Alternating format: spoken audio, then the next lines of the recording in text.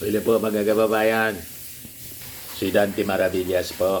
Pag-usapan natin yung libel case na final. Hindi man po cyber libel. Yung dating libel case lang na final po ni DDS Congressman Leandro Liviste laban kay Yusek Castro. Pinapamayad ng moral damages, 100 million. Then, kahapon, 110 million mga kababayan. Dinagdagan pa ng 1 milyon yung moral and exemplary damages na hinihingi kay Jose Castro ni Leandro Liviste. Ginaya mga kababayan ni Leandro Liviste si ultra billionaire Enrique Razon na nag-file mga kababayan 110 million, mas linampasan pa ng 1 milyon, dinagdagan pa ng 1 milyon ni Liviste. Baka ang nagpatong nito si Topacio na. May patong pa mga kababayan na 1 milyon. Para niyan di na mabawasan. Kasi ang sabi ni Liviste mga kababayan, ibibigay lang naman niya daw sa mga nabiktima ng substandard flood control projects. Ito, mga kababayan. Bayaran ni Yusek Castro sa akin ay ibibigay ko sa mga biktima ng mga substandard proyekto ng flood control.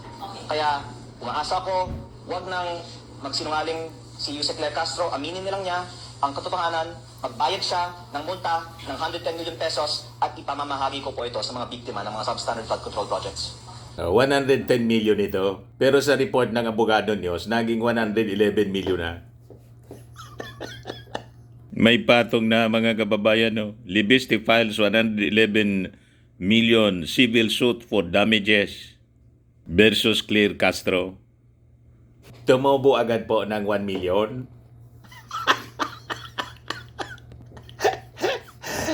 Talagang negosyante ito mga kababayan siya, no? Si Leandro Liviste. Tumiba doon po sa solar. At sabi niya sa press con, wag daw siyang papatayin kasi pag pinatay daw siya, ilalabas niya o lalabas ang buong katotohanan. Nagbili na siguro sa nanay niya o kung kanino mga kababayan na pag pinatay siya, ilabas na ninyo yung mga dokumento. Ilabas mo na habang buhay ka pa. Di ba? Bakit kasi hindi mo pa nilalabas? O ngayon, mag-iimbestiga yung Congress. Ilabas mo na lahat. Yan yung ating hamon. Pakinggan natin mga kababayan, yung presko na maluwa-luwa si Leandro Liviste. Yan kasi, pag tiningnan natin mga kababayan yung pagmumuka ni Liviste, siguro hindi na makatulog, pulang-pula yung mga mata. Pumasok ka kasi sa ganyang problema, choice mo yan. Sabi nga natin mga kababayan lagi, sa buhay, you become what you believe. Yan kasi ang pinaniwalaan mo eh. O, tingnan mo, sigurado mga kababayan, patong-patong na problema yung kakaharapin nitong si Leandro Liviste. Kasi nasasangkot siya mga kababayan doon sa controversy ng kanyang company na hindi siya nakapag-deliver ng nalalaman sa kontrata, service contracts. Nang bigyan siya mga kababayan ng franchise ng Department ng Kongreso. Nagkalo-alo na yung issue mga kababayan. Una yung Cabral Files na inuugnay niya ang pang-iipit mga kababayan sa kanya dito sa issue ng franchise ng kanyang company. Kaya nagkapatong-patong yung trouble na kinakaharap mga kababayan ni Leandro Liviste. Pakinggan natin yung kanyang sinabi kahapon. Ito yung kanyang sinabi. Huwag niyo akong patayin. Dahil kung papatayin niyo ako, lalabas ang buong katotohanan ng mga ginawa ninyo sa DPWH. There are really threats to me right now. Dahil baka noon hindi alam ng iba ang ibang hawak ko maliban sa Cabral Files. Ilabas mo na. Lumabas na sa media ay tip of the iceberg po lamang. Ilabas ko lahat ng mga files na hawak ko, maiintindihan ng taong bayan bakit higit pa sa lahat ng ibang mga target, ako ang pangunahing target ng iba't ibang mga personalidad sa nakaraang mga araw at linggo. At the more na inaatake Halos ako, hindi na po the more makatulog. na nakikita ng taong bayan na tila may dahilan na nais ng iba na patahimikin ako. At ako naman po ay nakikinig sa payo ni Senator Ping Lacson na wag bara-bara. Kaya yung mga hawak kong ebidensya, higit pa sa Cabral Files, ay hindi ko inilalabas. Pero Sige, ang taong paduda bayan niya. na mismo ang pwedeng makakita na tila may dahilan na napakaraming mga personalidad ay umaatake sa akin. Kung ako naman po ay walang hawak na damaging evidence, siguro marami naman pong ibang atakehin nila na lang. Ilabas mo na para tapos na. Maraming ibang mga talakayin nila na lang. Pero ang dahilan na ang daming mga umaatake sa akin ay sa kadahilanan na ang hawak kong ebidensya ay higit pa sa Cabral Files, at kung ilalabas ko ito, malaki ang magiging consequences nito para sa ating bansa. At dahil sila po ay nagmamonitor sa ating press con ngayon, ako po ay sumusunod sa payo ni Senator Ping Lacson na wag bara-bara. Basta wag nyo akong patayin. Dahil kung papatayin nyo ako, lalabas ang buong katotohanan ng mga ginawa ninyo sa DPWH. Di ano niya, Mr. Maravillas, ang tingin mo dito sa mga kinasangsadlakan na problema ni Libiste? At tingin ko po, itong issue sa Cabral Files, ginagamit niya itong cover. Kasi po, diversionary tactics, nasasangkot siya sa mas malaking controversy involving his own company na binigyan po ng franchise pero hindi nakapag-deliver ng kanyang commitments base sa franchise na binigay ng Congress. Yun ang lumalabas, mga kababayan. Pinakinggan ko yung interview kay Secretary Garin ng DOE. Interview po ni Christian Isguera. Malinaw po na economic sabotage. Ayaw lang banggitin ng diretso. Pero yun ang lumalabas. Ayaw lang banggitin ng diretso po ni Secretary Garin. Kaya pinamumulta po siya ng 24 billion. Ito yung balita ng Billionaire News Channel. Dadalhin daw nila sa Office of the Solicitor General level or the DOJ, sabi ni Garin. The Department of Energy will tap the Department of Justice in the Office of the Solicitor General to enforce the collection of 24 billion fine against Solar Philippines Power Project Holdings Incorporated na pag-ari po ni Batangas Representative Leandro Libiste after the firm allegedly ignored repeated notices over unfulfilled power commitments. Sabi po ni Energy Secretary Sharon Garin, ang DOE has terminated 28 power supply contracts covering 12,000 megawatts, stressing the decision is final and the case may be elevated to the courts if the company continues to refuse payment. So yun ang reading natin, mga kababayan. Nakikisawsaw siya dito sa issue ng Cabral Files as a cover, mga kababayan. Pinapalabas niya na anti-corruption crusader siya at walang tigil sa pagpapreskon at post sa kanyang social media. At nang madiscuss, mga kababayan, ni Yussi Castro, ang ginasangkutan niya dito sa kanyang company, nilibel po si pinailan po ng 111 million. Dati 110, biglang naging 111 million libel suit na. Tumubo agad ng 1 million. Report yan ng abogado news po, mga kababayan. Kaya pala naging 111 million. Tama yung duda natin. Lawyer's fee. 1 million. Kaya pala agad inadvisean ni Topacio. Batangas 1st District Representative Leandro Libiste on Friday filed a civil suit seeking 111 million in damages in lawyer's fee from Presidential Communications Undersecretary Claire Castro.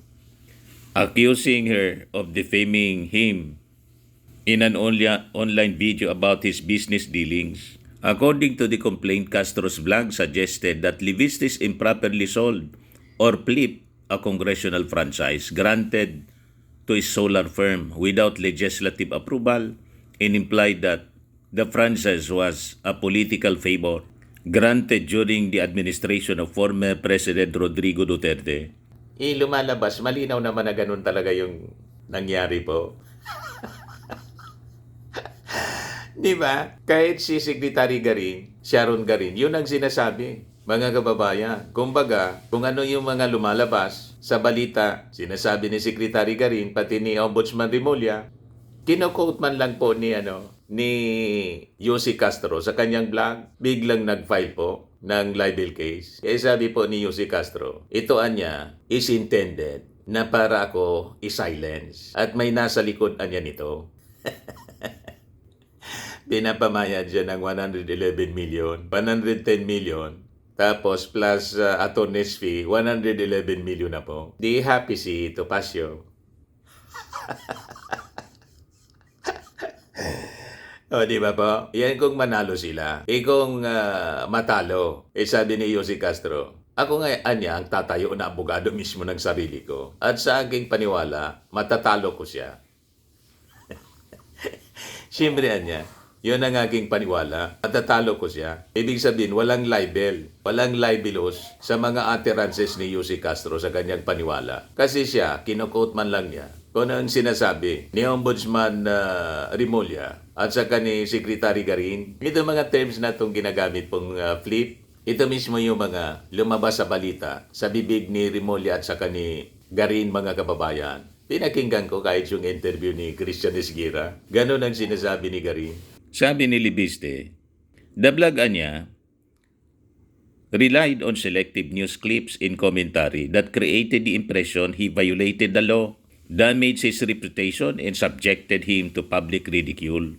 Libiste also accused Castro of implying that penalties were imposed on his company for regulatory violations and that he divested from the business to evade liabilities. The suit argued that the statements fell outside the scope of protected speech and were made with malice or reckless disregard for truth. And if noted that Castro is a lawyer, it noted that Castro is a lawyer and a ranking executive official with access to official information niya.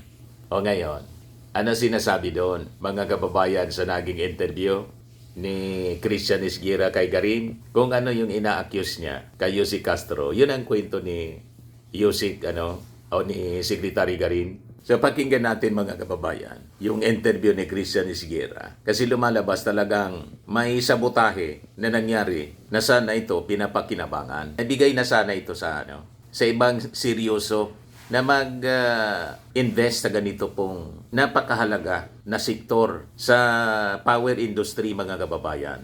Nasabi, kung nagawa sana yung commitment, baka in the coming years, mababa na yung presyo ng kuryente na pinapakinabangan po ng mga consumers. And because of the, ginawa ng company ni Libiste po, hindi mangyayari yon. So lumalabas, mga kababayan, na sabotahe po.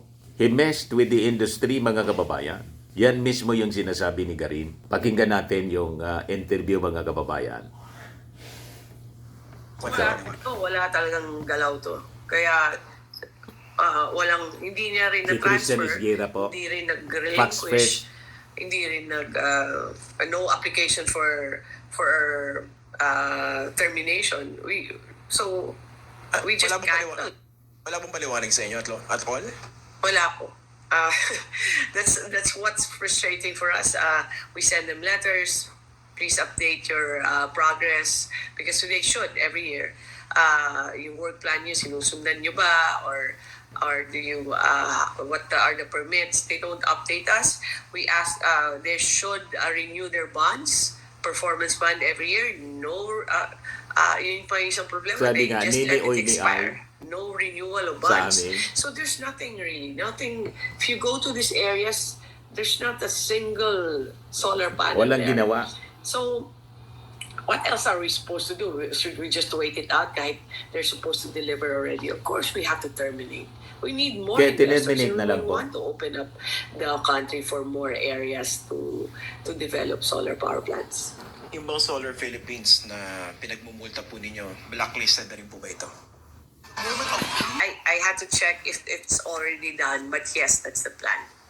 Iba blacklist itong isang kumpanya. Kasi ngayon pala na-terminate eh. So I don't know if the process has been done, but it's already in our contracts na pwede kang blacklist if DOE decides. Grabe So, yung ginawa po. Mukha bang ano po, no, Secretary? Mukha ba naisahan ni Leandro Lebiste itong pamahalaan? You see? yung DOE. Yung DOE na isahan niya. Naisahan yung,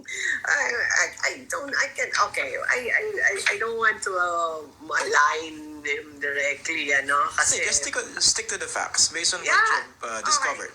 Yeah. you know, Naisahan parang niya. kasi, parang why not deliver? Because really it's an opportunity. When you Nililiste. win the green energy auction, you're assured of a stream of income for 20 Biglang years. naging Magandang negosyo bilyonaryo. yan. What we ask is you deliver the such capacity at a certain date and for 20 years. I don't understand why won't you pinag-aagawan yun eh. Why won't you develop the project? It's no excuse yung mga permitting and what the red tape is. It's there, You see? but people are able to deliver. We are 25% renewable already, kaya ang dami-dami pumapasok. This is an exception. So parang So lumalabas, nagpayaman lang. parang Minonetize lang we niya. were disillusioned by this, no? It's very disappointing. Kaya Hindi man parang nag-deliver yun yan, ng nagamit serbisyo yung based sa contract contract. for something else, not to produce power, but for something else. So parang Yung counterpart monetization ng is ghost for that. flood control So, mukha ba kung sa naisahan niya DPWH. Sabi ni Atty. Garrido. Parang, no? Di ba?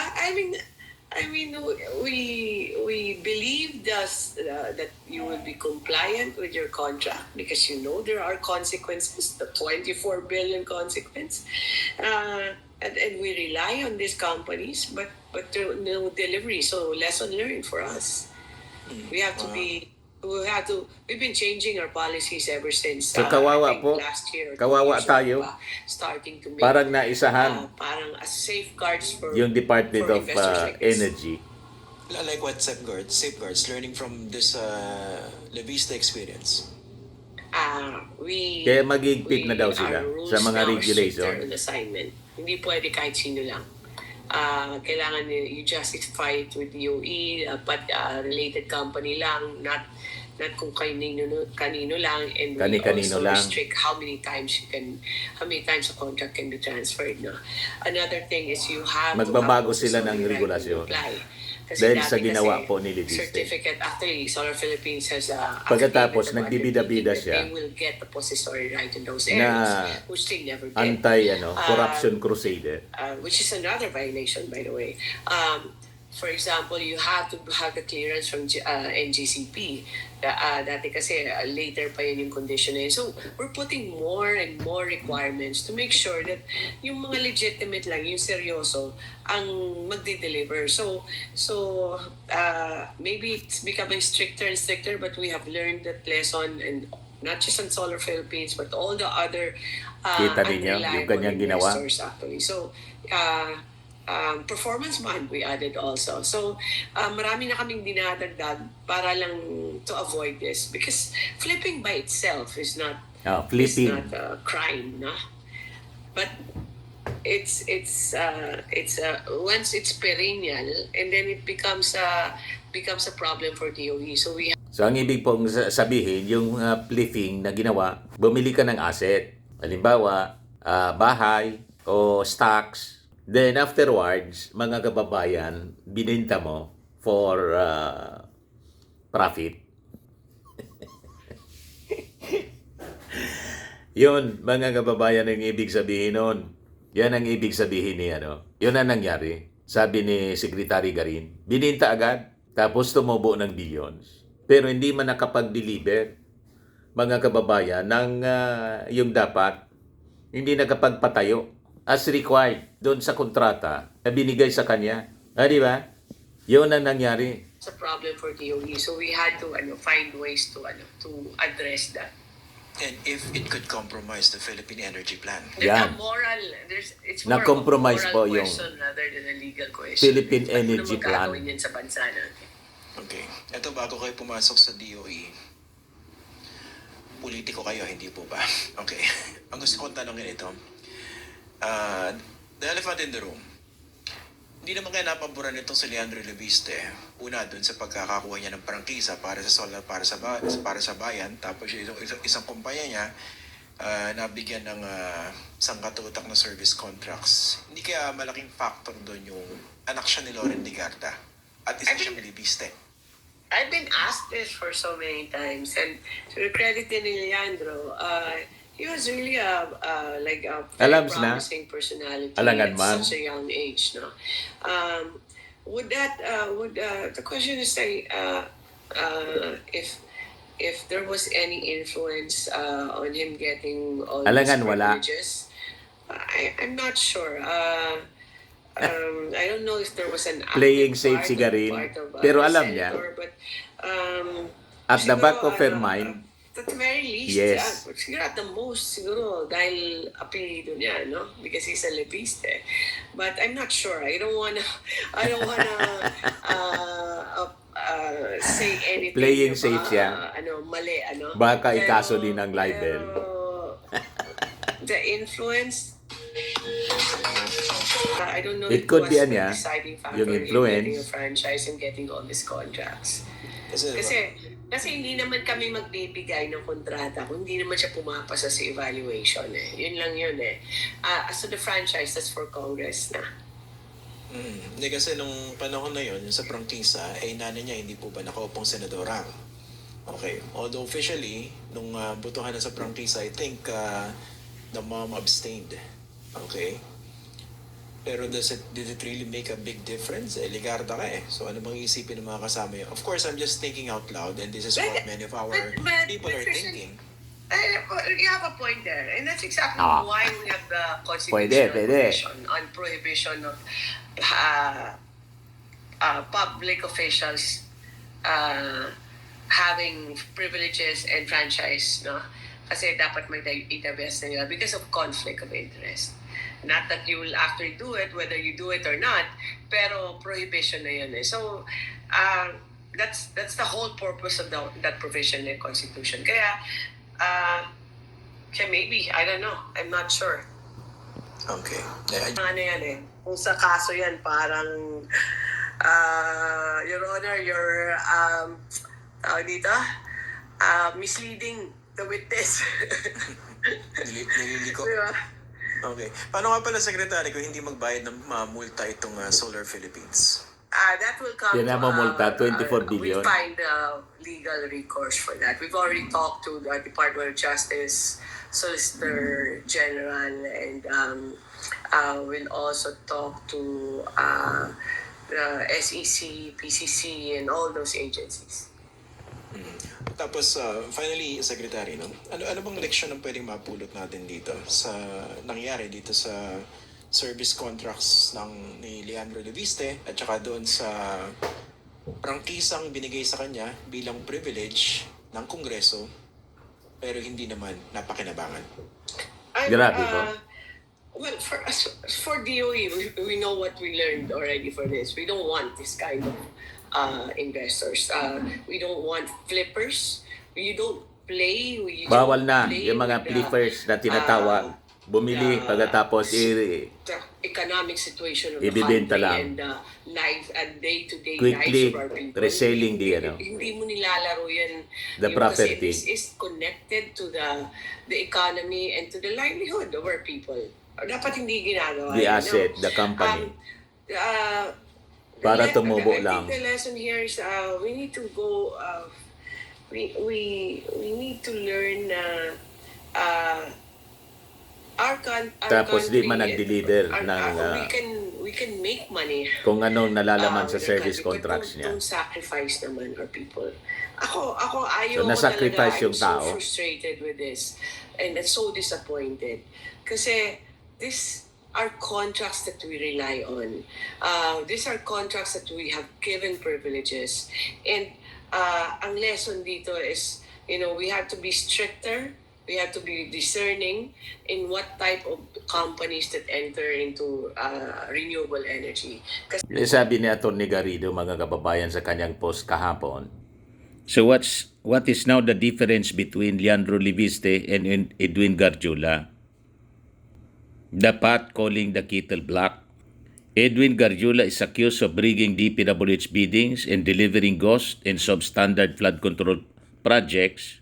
Ito naman si Leviste is accused of cornering the DOA's green energy auction and delivering almost nothing while pocketing 34 billion pesos.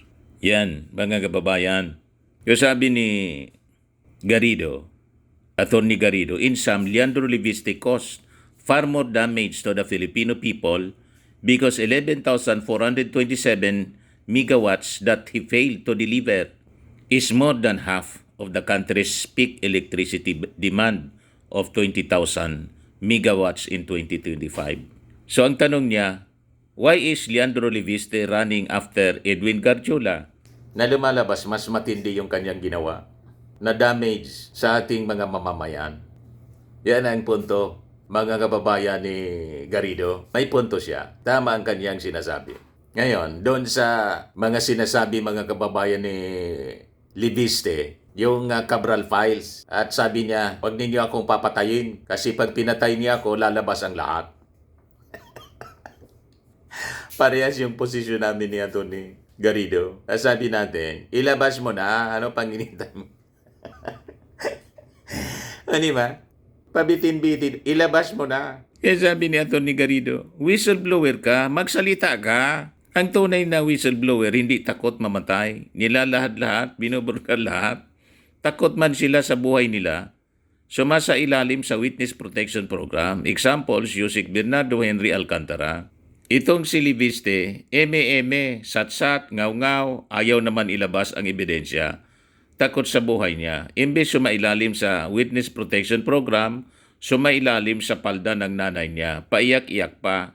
Kainin na lang, Cabral Files na yan. Kainin mo na lang.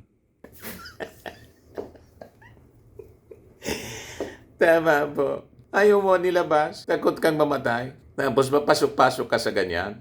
Takot ka palang mamatay. Tapos magsasabi ka na, pag namatay ako, labalabasan lahat. Ba't hintay mo pang mamatay ka? Ilabas mo na. Hindi magalukuhan lang, mga kababayan. Hintayin mo pang may pumatay sa'yo.